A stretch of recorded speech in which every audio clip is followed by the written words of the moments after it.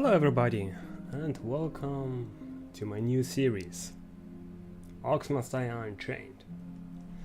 This game is the newest creation of Robot Entertainment, not a successor of Orcs Must Die 2, however a better version of Orcs Must Die 1 ultimately. So, let's go to the basic mechanics and the differences within the two games.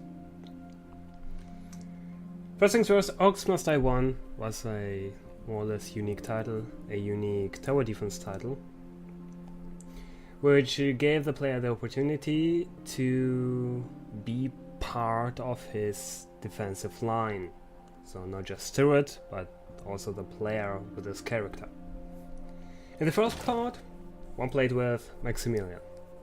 You placed your towers, in that case traps, you has your crossbow, and you were just shooting enemies.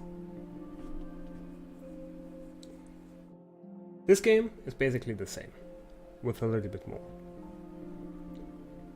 So, the second part had quite a few improvements. First things first, you had a choice between two characters, Gabriel and Maximilian. As soon as you picked one, you play the entire campaign with those characters. As soon as you switched, you had to start over, however the progress saved. You had a choice between weapons. So, as in the first part, you played only with your crossbow, as far as I remember. You had the chance, opportunity, choice, whatever, to change the crossbow with a staff, or with a shotgun, or some kind of magical weapons. Throw fireballs at enemies, freeze enemies, shoot lightning bolts, and so on. You had also quite a few trinkets, where it gave you health increase. Not just increase, but also health increase, but also health regeneration, mana regeneration, more coin drops from enemies in order to be able to build traps, and so on.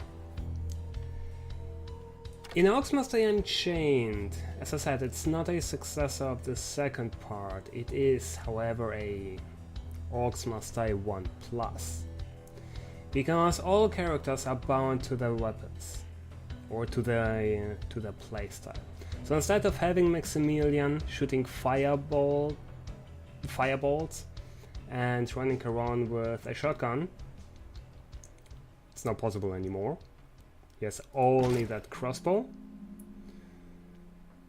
and that's it. If you want a fireballs, you have to play a different character, her for example, Smolder. So that's the main difference, one of the main differences. Instead of trinkets, there are traits. There are different kind of traits. So in the second part, trinkets, as I already said, provided coin drops or decreased the cooldown time of your traps. Those traits do basically the same, at least they function similar. They don't do exactly the same as they did in the second part, but at least the passives are the same. The trinkets in the second part had an active, which gave another boost to the functionality, but that doesn't matter. The passives are still in there. As example, we do have decreased fire trap cost, and if it's in the same slot, basically if it fits the symbol within the loadout, it will give or provide 1 coin per second, which is basically meaningless, 1 coin per second, but it can be useful if the game takes the longer the game lasts, let's put it that way. So you have your gear, those are basically those magical weapons that were on the second part. So you cannot shoot lightning bolts anymore, however this item currently locked, because my level is not as high as I wish it to be. You can create a cloud that shoots lightning down, or a firewall, or you can shoot the fireballs I believe. I don't know. I have never seen that item. It's also locked. Another improvement is, as you see, instead of one character, Maximilian from the first part, you have the choice between multiple characters, and every one of them is unique-ish to the character itself. The playstyle, not a huge variety, but the opportunity is there. At least this is how I play. I have a similar playstyle with Cygnus and Smolder. Works out relatively well. But maybe I'm just playing it wrong, which is more likely.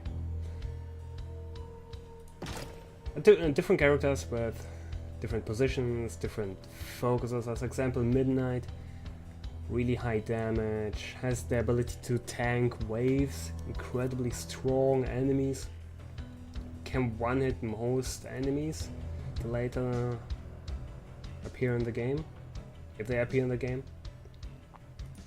And also if her level is high enough. Anyways, another big deal is in Orcs Must Die 2, Robot removed the ability to level up in the game, or not just to level up, but more to have certain in-game upgrades. In Orcs Must Die Unchained, they improved the system from the first part. The first part, you had the ability to spend your coins for certain upgrades. You either get more coins from enemies or passive coin region or a better crossbow. They changed that entire system into the trinkets and the weapon upgrades in the second part. This one, however, works similar. You level up in a game, or in a session, whatever you might call it, on the battleground, and you will gain abilities. Not abilities, but upgrades to your abilities. The abilities are always unlocked. As example, if we look into Midnight, those are her upgrades within the game, within the battlefield. As we see, battle level 2. So, if a character reaches level 2, she has the ability to either reduce her invisibility cost, heal faster, better, or heal in general. I'm not quite sure if there's passive heal in the game, or reduces counter control effects, which is pretty neat. It adds a lot into the game. It's a really great mechanic within the game. It feels pretty good. At least most upgrades feel relatively worthwhile. Anyways, that's basically a roundup what the game currently is. Of course, there are traps. The second part had a couple of upgrades for the traps. The first part also was able to upgrade the traps, but not to a higher degree. This one, however, you can upgrade. All those upgrades provide simple stat increases. 73% free fire rate because it's on level 4 already. Or if we look at the spikes, do the upgrades, plus 53% extra damage. And I'm also able to equip a part into it. Here are some parts they add for certain slots, certain effects. As we see, it restores 0.5% of owner's max health. It goes into the Tar Trap, Brimstone as example, or even the power generator. Basically a Corn Forge.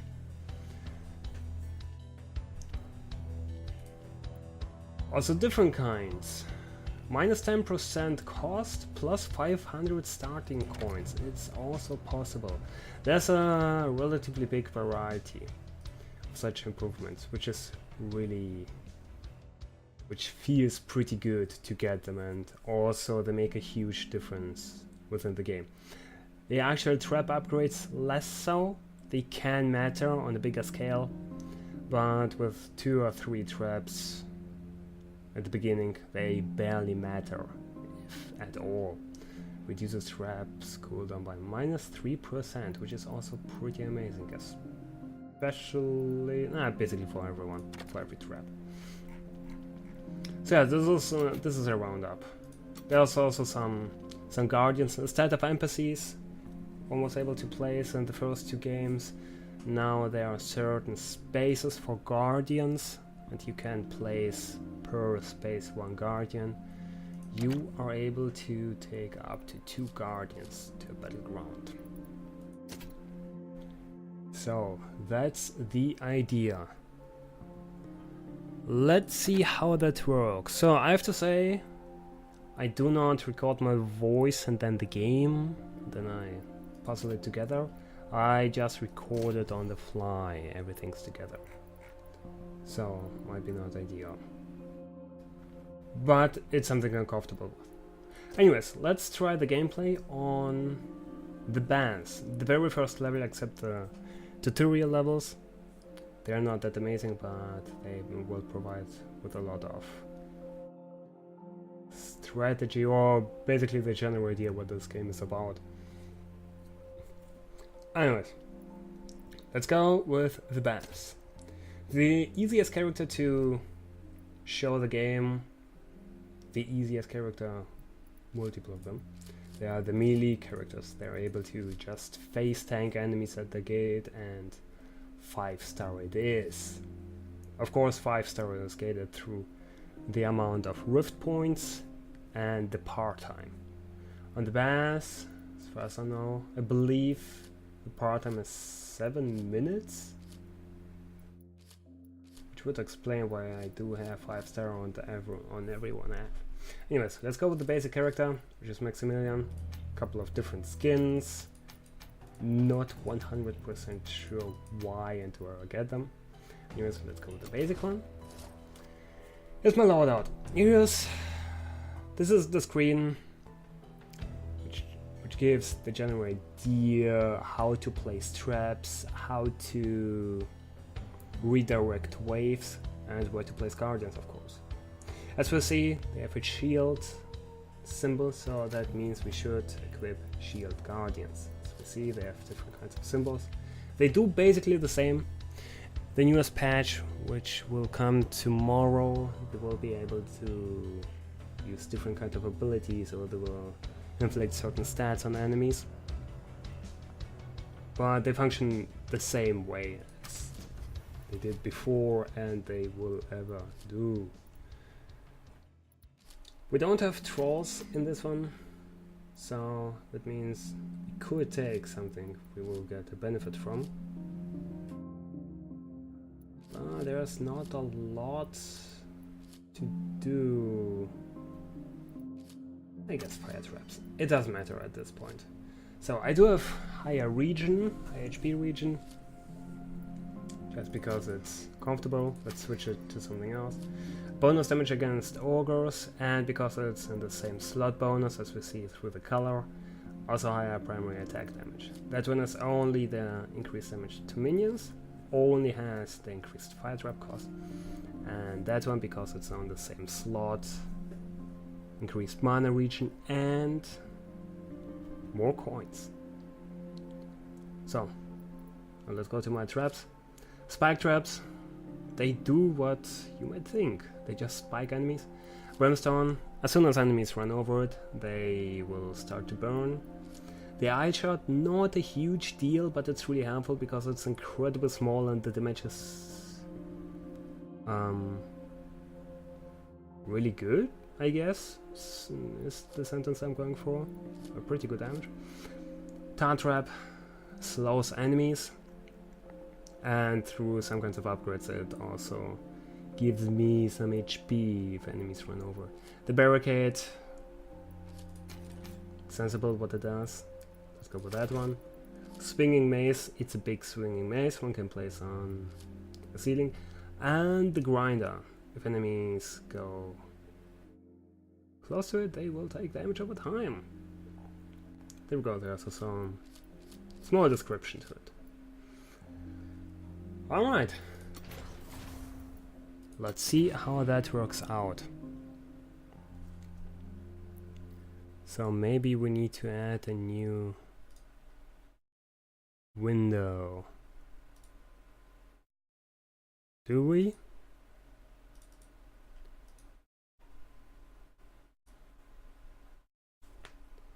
There we go.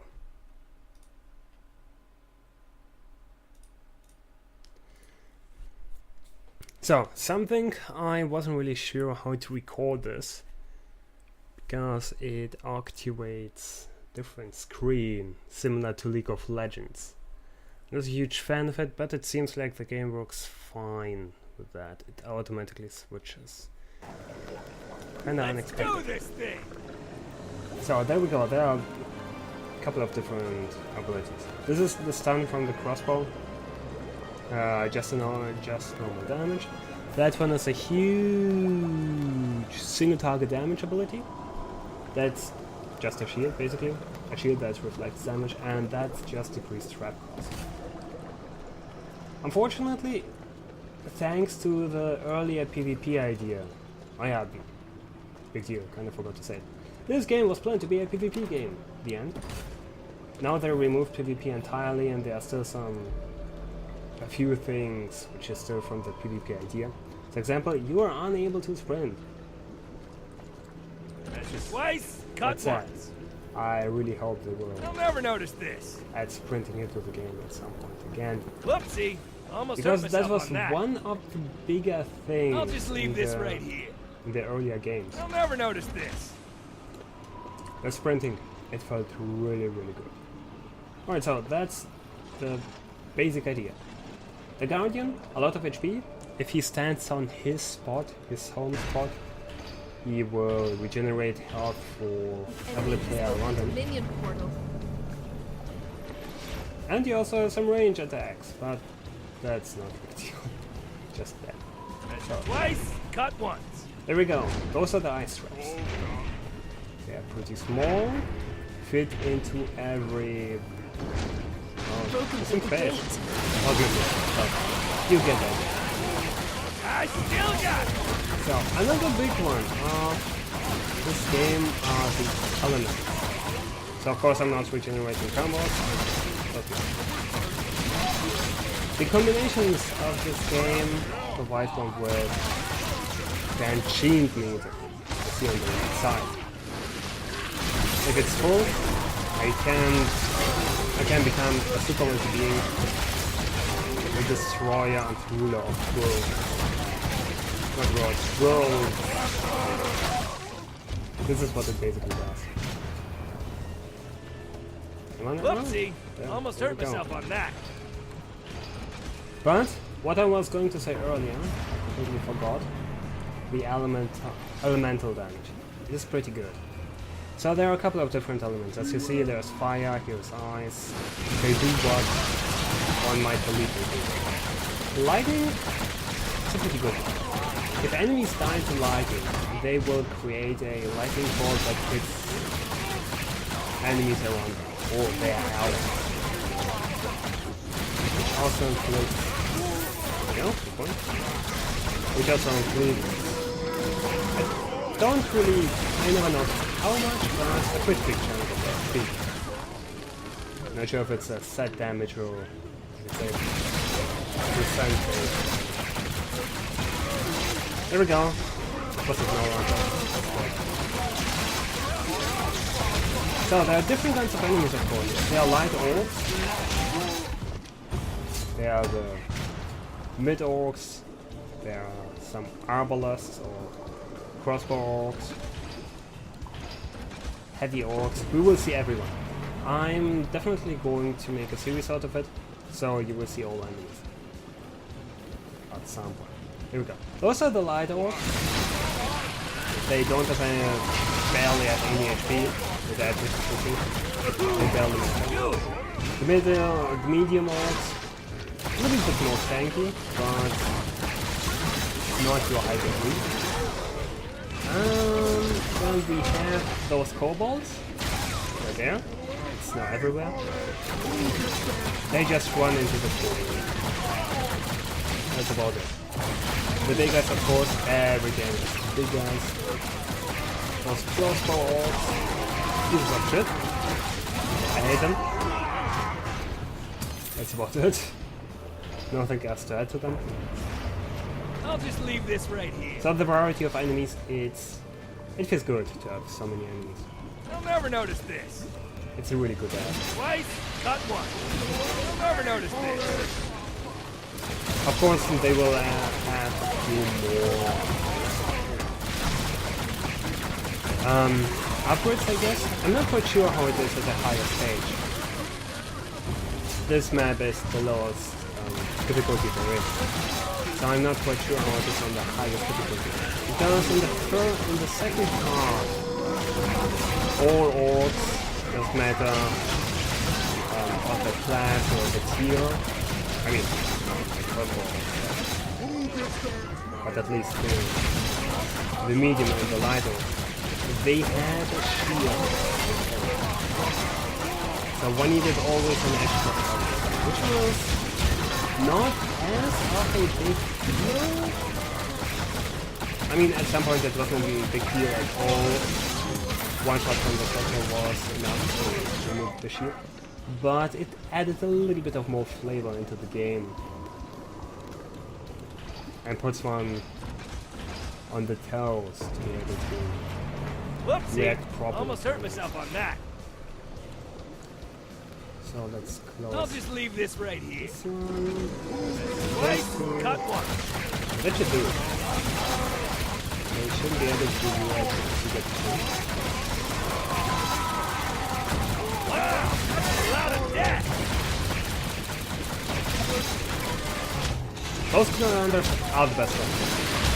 They just rush down every player and unfortunately they are not as dangerous as they were in the first two parts. Or at least in the second part. In the second part, they could ruin your... They straight up could ruin your game. It was relatively fun.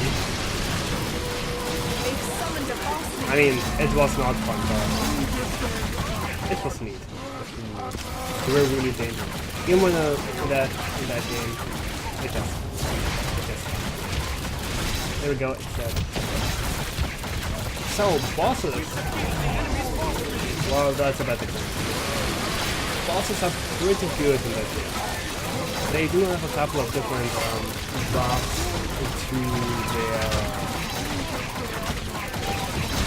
to their minions.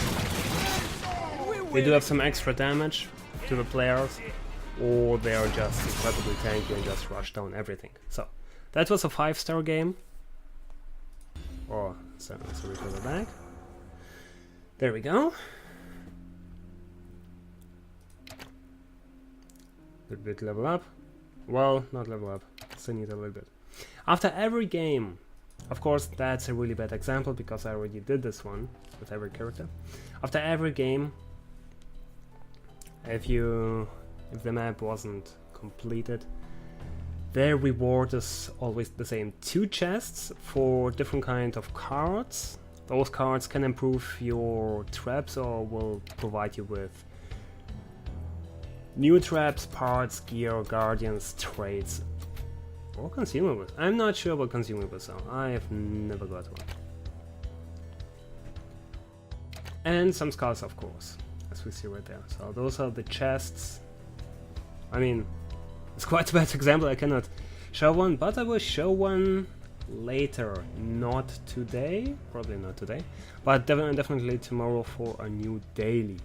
There will be also way more content starting from tomorrow on, because we will get a little bit more of stuff to do within the game instead of just doing the daily grind levels and then try to 5-star everything there is.